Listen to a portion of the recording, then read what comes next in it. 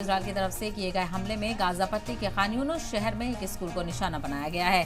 किए गए इजरायली हवाई हमले में कम से कम 25 फलस्तीनी मारे गए हैं और कई जख्मी हो गए हैं। दरअसल स्कूल के कैंपस में टेंट लगाकर कुछ लोग रह रहे थे जब इजरायल ने हमला किया। रिपोर्ट के मुताबिक इजरायल ने मिसाइल से अल अवदा स्कूल के गेट को निशाना बनाया है। वहीं खान यूनुस के नजदीक में अबासन अल कबीरा शहर में सैकड़ों बेघर लोग रह रहे हैं और इस हमले के बाद का वीडियो भी सोशल मीडिया पर सामने आया है, जिसमें दर्जनों लाशें खून से लथपथ जमीन पर पड़ी हुई दिखाई दे रही हैं।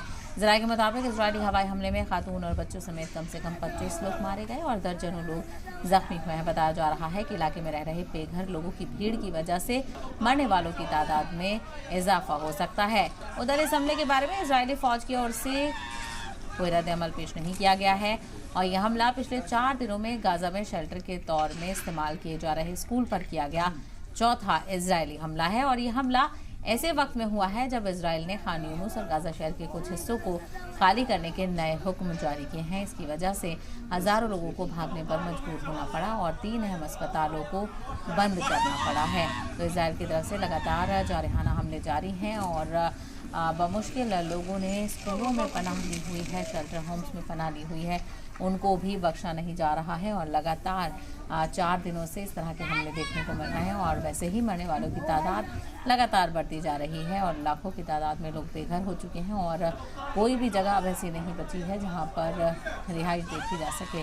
तो देखिए, अपनों की लाशों के साथ रोते बिलखते अहले खाना किस तरह से इस गम का इजहार कर रहे हैं और कोई भी इस गम को कम नहीं कर सकता। बहुत मुश्किल हालात से लोग वहाँ पर गुजर रहे हैं, बच्चे यतीम हो चुके हैं, बेघर हो चुके हैं लाखों लोग और मरने वालों में ज़्यादातर बच्चे और ख़वातीन ही शामिल हैं। किस तरह से रोने बिलखने की तस्वीरें तशवीश में मुब्तला कर रही हैं और दुनिया भर की आवाम से, दुनिया भर के जो पावरफुल ममालिक हैं उनसे मदद की गुहार लगा रही हैं। ये चीख पुकारती तस्वीरें क्या किसी को झकझोर नहीं पा रही हैं।